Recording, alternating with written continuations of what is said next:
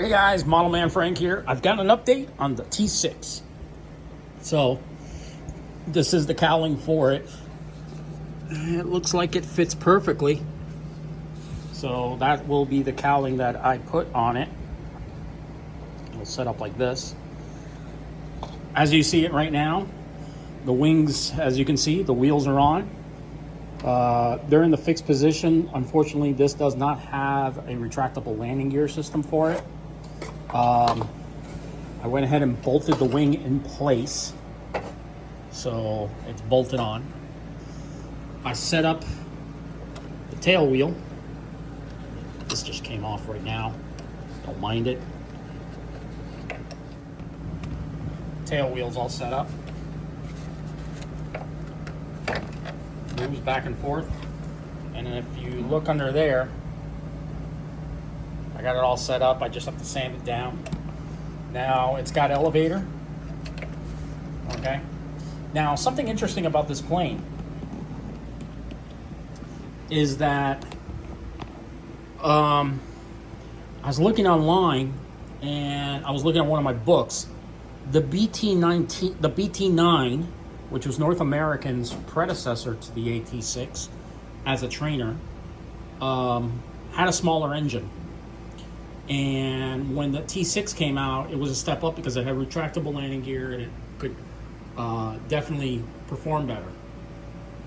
Now, I didn't put the landing gear in the direction as the BT-19. I'm sorry, the BT-9. I don't know why I keep saying BT-19, like PT-19. The BT-9 has the landing gear situated outwards. I didn't do that, so I just put it like this.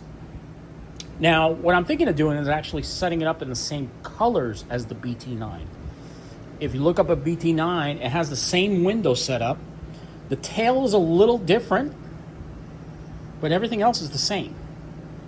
So if I do set it up in the same colors, it would be blue and then yellow wings. And it still has the same, it has the same wing setup. The only difference is of course, in a scale version, with landing gear, it would have the bulbous to stick out so you could, the blisters out here so the wheel could fold in. Since I don't have the wheels folding in, I'll just make it into a BT-9. Again, from far away, it'll look like a BT-9. Up close, it'll look like a T6. So look it up. I'll actually share a photo of what the BT-9 looks like so you guys can see it in this video.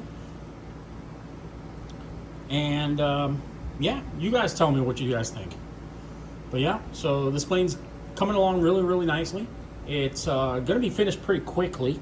The only real big issue I have is, again, I don't have the cutouts for the wings, which I wish I did, and I wish somebody had them.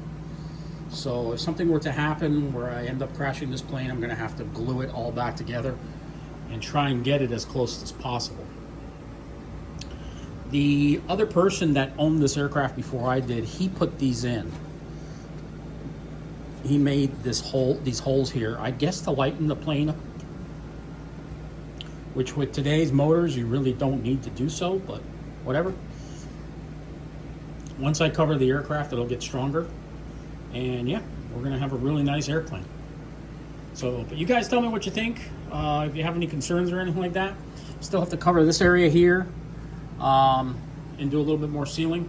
I got to do the wiring for the servos, and then actually I'm going to start covering the aircraft. But yeah, I think I'm going to cover it the same colors as the BT-9, which is blue and yellow wings. So yeah, I think that'll look really cool. I was going to do Cuban colors, but I don't have the Cuban marking setups, and the one Cuban color that I saw was yellow and black. Really didn't like the color because I thought it looked a little drab. I gotta talk to my dad and find out if I can find anything like any colors that this aircraft was. I think he told me that one of them that they did get, that the Cuban Air Force used against the revolution, was silver, and then it had the Cuban markings on it. But I can't find any photos of it. So unfortunately, we're stuck on that aspect. So yeah, I'm going to make this into a BT-9. and it'll fly like a BT-9. So, all right, guys, I will talk to you guys later on the next one. Model Man Frank out. See ya. Oh, make sure thumbs up and subscribe, so that way you'll be alerted when these videos come out about the plane. Talk to y'all later. Model Man Frank out.